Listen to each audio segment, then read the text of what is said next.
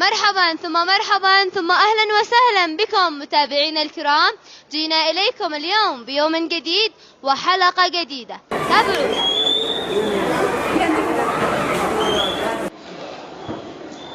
السلام عليكم. وعليكم السلام ورحمة الله. كيف حالك؟ تمام الحمد لله. السلام عليكم. كيف حالك؟ كيف رمضان معك؟ حلو. أصحاب أنتم؟ بالضبط.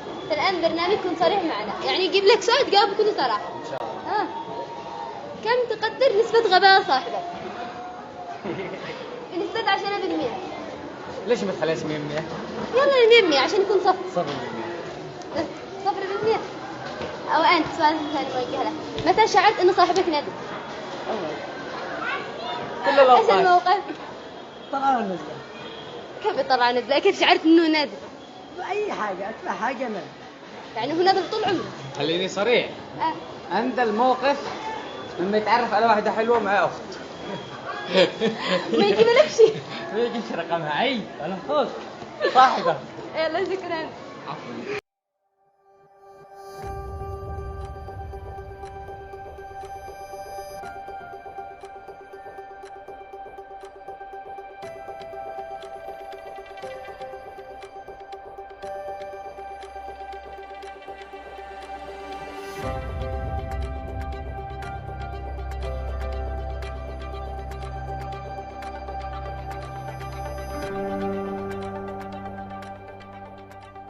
السلام عليكم. وعليكم السلام ورحمة الله وبركاته. كيف حالك؟ الحمد لله طيبين. كيف رمضان معك؟ رمضان الحمد لله حلو، فيه البركة وفيه الخير. الآن أنت في برنامجكم صريح معنا، يعني أجيب لك سؤال جاوب بصراحة. إن شاء الله إن شاء الله. السؤال يقول: لو وقعت في مصيبة وخيروك تنقذ حياة أمك أو ابنك، هذا هنا بنقذ حياة أمي أكيد. إيش السبب؟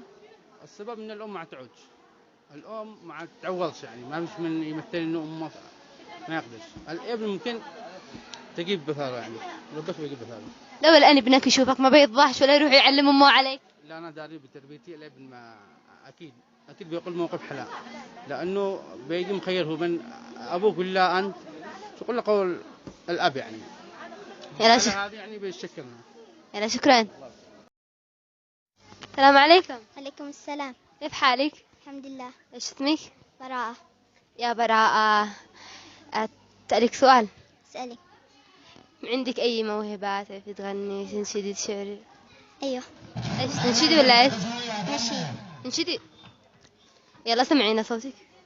أقبل قمرك بعد غياب، بالجنة فتحت أبواب، بهجة قلبي صفى روحي، رحمة ربي بدون حساب. الله ما شاء الله، ما أحلى صوتك، حلو. أنا أسألك سؤال ثاني، إذا جاوبت لك جائزة. اسألي. سؤال: ما هو أكثر الأديان السماوية انتشارا في العالم؟